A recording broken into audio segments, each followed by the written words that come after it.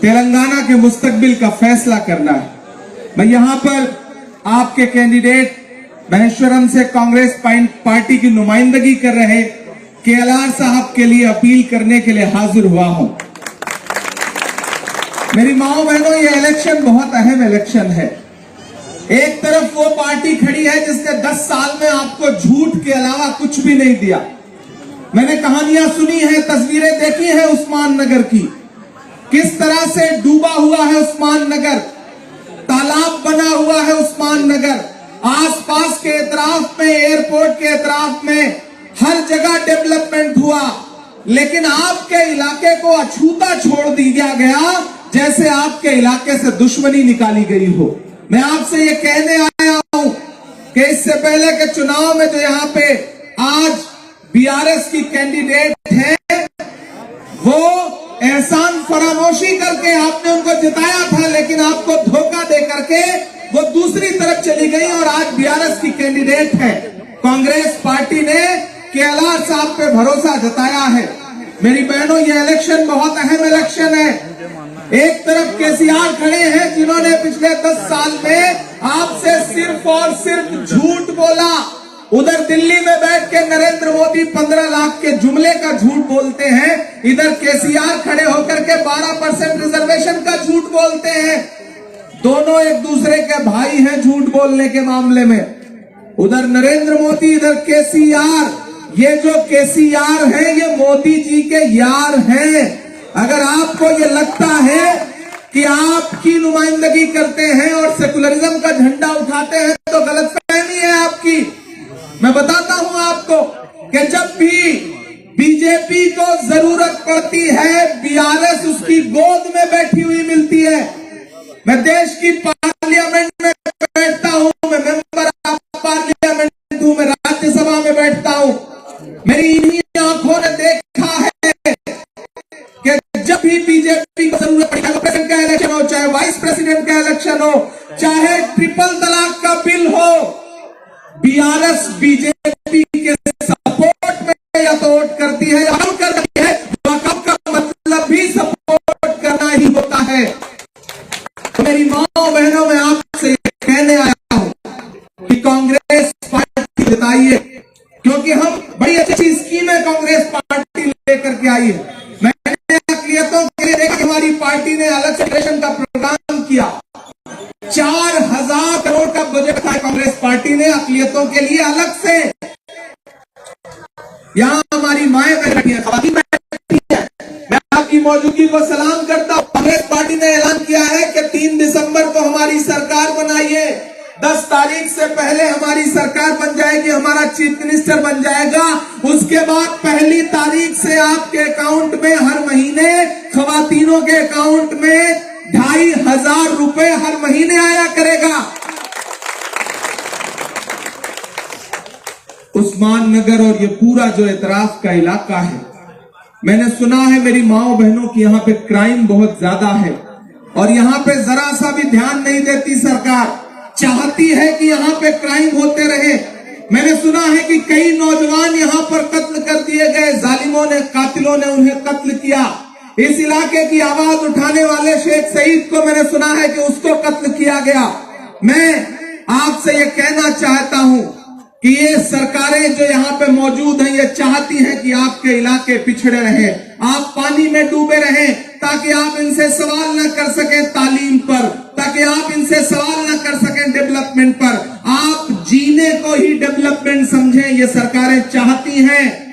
लेकिन हम आपसे गुजारिश करने आए हैं कि राहुल गांधी ने जो वादा किया है, उस बुनियाद पर मैं आपसे कह रहा हूं कि यह इलेक्शन सिर्फ असेंबली का इलेक्शन नहीं है। यहां हमारे साथी पार्लियामेंट में हमारे दोस्त और पूर्व प्रधानमंत्री चौधरी चरण सिंह के नवासे जयंत चौधरी आए हैं। मैं चाहता हूं एक बार ताली बजा करके आप इनका भी इस्तकबाल करें। केएलआर साहब का भी हाथ। जयंत साहब हमारे साथ मेंबर ऑफ पार्लियामेंट है और बहुत ही शानदार आदमी है, वो यहाँ पे आए हैं। मैं आपसे आखिर में इतना कह रहा हूं क्योंकि वक्त बहुत कम है। मेरी माओ, मेरी बहनों, ये इलेक्शन बहुत अहम इलेक्शन है। ये इलेक्शन सिर्फ असेंबली का इलेक्शन नहीं है, ये आने वाली 2024 का सेमीफाइनल है तेलंगाना वालों, और खास तौर से महेश्वरम और उसके आसपास के इतराफ के अकलियत के साथियों से कह रहा हूं कि आप इस बात पर ईमान रखते हैं कि मजदूर का पसीना सूखने से पहले उसकी मजदूरी दे दी जाए। ईमान रखते हैं इस बात पर, क्योंकि ये हमारे बुजुर्गों का कौल है। तो मुझे आपसे ये कहना है कि याद करिए 6 सितंबर 2022 का वो दिन कि जब कन्याकुमारी में समंदर के साहिल पे खड़ा हुआ एक शख्स जिसका नाम राहुल गांधी है, वो इस मुल्क से नफरत कम करने के लिए निकला। और कितने किलोमीटर पैदल चला? 4000 किलोमीटर। नारा क्या था? नफरत छोड़ो भारत जोड़ो। 4000 किलोमीटर चलता रहा। इस मुल्क में नफरत के सबसे ज्यादा शिकार कौन है? हम हैं, आप हैं। राहुल गांधी कितने किलोमीटर चले? 4000 किलोमीटर। लेकिन मुझे बताओ महेश्वरम वालों कि क्या कभी केसीआर अपने बंगले से निकल करके 4 कदम चले आपके लिए? चले आपके लिए? नहीं चले ना। तो फिर आपका इस बात पर ईमान है ना कि मजदूर का पसीना सूखने से पहले उसकी मजदूरी दे दी जाए। अभी राहुल गांधी के पैर के छाले नहीं सूखे हैं। मैं उनके साथ चल रहा था, मैंने देखा है उस संघर्ष को। केसीआर ने आपसे वादा किया 12% रिजर्वेशन देंगे, मिला क्या? मिला क्या? नहीं मिला ना। आपसे वादा किया कि डबल बेडरूम देंगे, मिला क्या? मिला क्या? नहीं मिला ना। अरे आपको डबल बेडरूम नहीं मिला, लेकिन केसीआर ने जो महल बनाया है उसमें कितने बेडरूम है? 20 से ज्यादा। आपको डबल बेडरूम नहीं मिला, लेकिन उनका महल बन गया, कविता का बन गया, लेकिन आपको नहीं मिला। शादी मुबारक के नाम पे जो बच्चियों को पैसे मिले वो बच्चियों ने लिए खा गए। अब कांग्रेस क्या कह रही है कि हमारी सरकार बनाइए, हम गरीब बच्चियों की शादियों के लिए 1,60,000 रुपया देंगे। ये हमारा लिखित है। मेरी माँ बहनों, मैं केलार साहब की बहुत पहले से तारीफ करता हूं। आप इससे पहले 2 बार अलग अलग लोगों को मौका दिया। एक बार के मौका दीजिए ना। ये शानदार जानदार आदमी है, इन्हें जिताइए ना। और मेरी माओ बहनों, आपसे खासतौर से पता कराओ, ये हुकूमत बदलने का वक्त है। पूरे तेलंगाना में हुकूमत बदलने का माहौल है। मैं खम्बम से लेकर वारंगल से लेकर कामारेड्डी से करीमनगर से करके चारों तरफ घूमता हुआ आया हूं। पूरे तेलंगाना में कांग्रेस की सुनामी है। 30 नवंबर को सरकार बदलने जा रही है, इसलिए बदलती सरकार को और जो लगा करके बदल के कांग्रेस पार्टी को यह एहसास दिलाइए कि हुकूमत आपने बनाई है। कांग्रेस पार्टी के साथ सपोर्ट करिए। सबको एक वोट 30 नवंबर घरों से निकलिए तो आपके पल्ले के सामने वाले बटन पे दबा करके इतने बड़े मार्जिन से केलार साहब को जिताइए। 4 नंबर पे है का निशान, 4 नंबर पे बैरक है इनका पंजा। मैं आखिर में बाय बाय वाला सुनाना है, मैं बाय बाय वाला सुना देता हूं।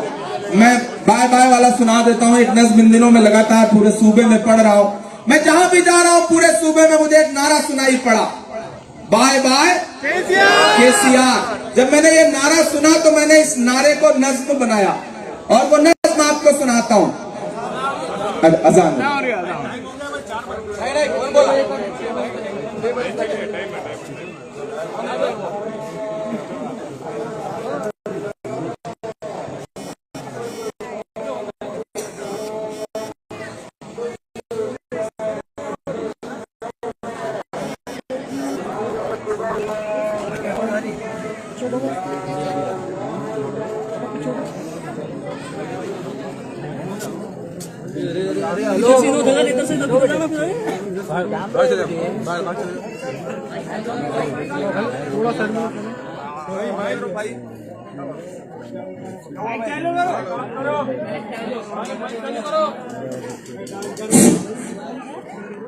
अजान मुकम्मल हो चुकी है।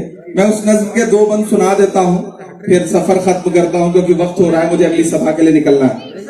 कि अब तो तेलंगाना की है यही पुकार, अब तो तेलंगाना की है यही पुकार, bye bye KCR, bye bye KCR. अब तो इधर जो बाएं बहनें बैठी हैं उनकी भी शिरकत हो, पीछे तक एक एक हाथ मेरे साथ उठेगा कि अब तो तेलंगाना की है यही पुकार, bye bye KCR, bye bye KCR.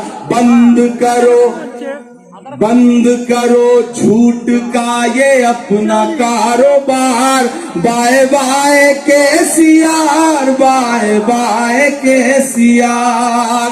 लूट लिया तुमने ये पूरा तेलंगाना, लूट लिया तुमने ये पूरा तेलंगाना, झूठ मूठ का अब बनाओ ना बहाना, माला माल हो गए सब तेरे रिश्तेदार, bye bye KCR, bye bye KCR. बंद करो झूठ का ये अपना कारोबार, bye bye KCR, bye bye KCR. आखिरी बंद पढ़ता हूं कि अब नहीं चल पाएगी मोदी जी से यारी, अब नहीं चल पाएगी मोदी जी से यारी, तुम नहीं निभा पाए अपनी जिम्मेदारी, आपकी ये कार अब तो हो गई बेकार, bye bye KCR, bye bye KCR. सिर्फ 4 दिन की है अब आपकी सरकार, bye bye KCR, bye bye KCR. एक एक हाथ उठाइए केलार साहब के लिए, मेरी माँ बहनों, मेरे नौजवान साथियों, बुजुर्गों, केलार साहब को एहसास दिलाइए कि इस इलेक्शन में आप कांग्रेस के साथ खड़े हैं, केलार भाई के साथ खड़े हैं। इन्हें जिता के असेंबली पहुंचाइए, सरकार बनने जा रही है और बनती हुई सरकार में अपनी हिस्सेदारी तय करिए। इंशाअल्लाह आने वाले दिनों में चाहे वो उस्मान नगर का इलाका हो या आसपास के इलाके हो, इन इलाकों की जो मुश्किलें हैं केलार साहब के साथ मिल करके पर्सनल तौर पे मैं अपनी हुकूमत से लड़के काम करवाने का कोशिश करूंगा। बहुत शुक्रिया।